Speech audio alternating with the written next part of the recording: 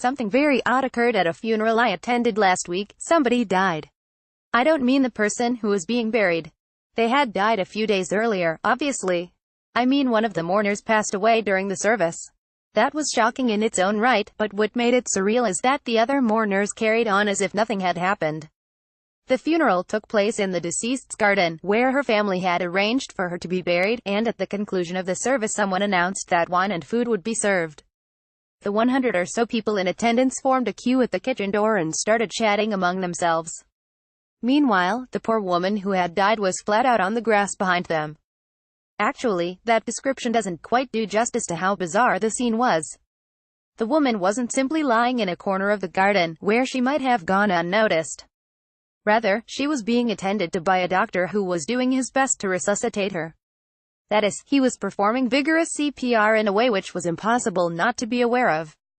Then, after about 10 minutes, an ambulance crew arrived and started trying to shock her back to life. It was like a scene out of Holby City, with the paramedic shouting, "Clear," before applying the electrodes. It could not have been more dramatic. And yet no one paid the slightest bit of attention. I can think of several explanations.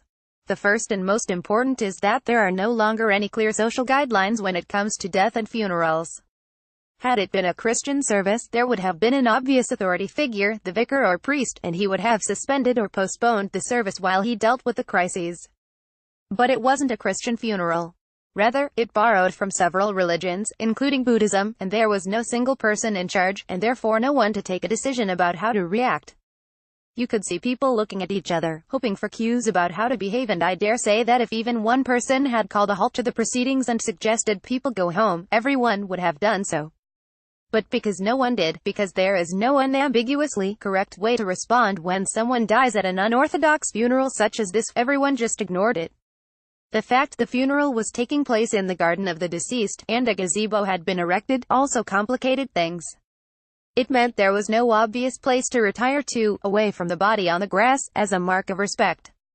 Had it been in a church or a graveyard, we could have left and gone on to the wake, leaving a group to deal with the unexpected death. True, there was a house, but it wasn't large enough to accommodate everybody, and, in any case, much of the downstairs was occupied by the caterers. The choice was between ignoring the death or asking people to go home, and, given the trouble the family had gone to, and that everyone wanted to pay their respects, ignoring it seemed like the lesser of two evils. People might have behaved differently if the woman in question was known to them, if she'd been a member of the deceased's family, for instance. But it soon became apparent that very few people knew her. She was unaccompanied, too, which is one of the reasons the doctor and paramedics continued trying to resuscitate long after it was obvious she wasn't coming back. Apparently, medical professionals are obliged to do that, irrespective of how clearly dead the person is, unless they've expressed a wish not to be resuscitated, and there was no way of knowing in this lady's case. This is partly what made the situation so bizarre. The professionals had a clear protocol they had to follow, even though it was patently ridiculous, while the rest of us were hamstrung by a lack of protocol.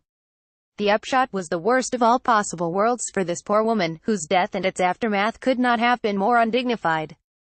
Then again, she did die almost instantly, so perhaps it didn't matter all that much. I'm not sure if the way we behaved was wrong. I'll have to consult Dear Mary. But the odd thing is that the additional dead body didn't seem to tarnish the experience for anyone. It was a very good funeral, and the fact that no one overreacted to what happened reminded me of the deceased, who would have done the same. Toby Young is associate editor of The Spectator.